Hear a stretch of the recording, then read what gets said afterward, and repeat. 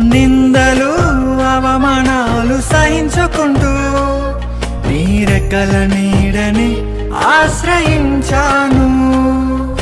నీ వాగ్దానములను చేతపట్టి నీ ముఖముపై దృష్టి ఉంచినానయా.